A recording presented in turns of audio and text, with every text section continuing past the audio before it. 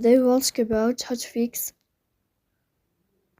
or how to solve the problem of logout on the application of Messenger. You will click on Settings. In this page, you will go to Apps, Default Apps, App Settings.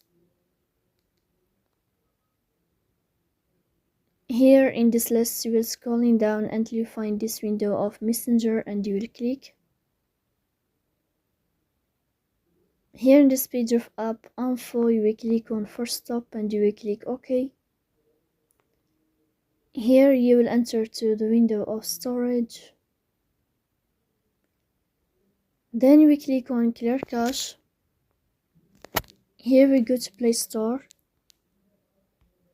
You will search about the application of Messenger and you will click. Then you can uninstall your app and you can install it again. So please don't forget to support us by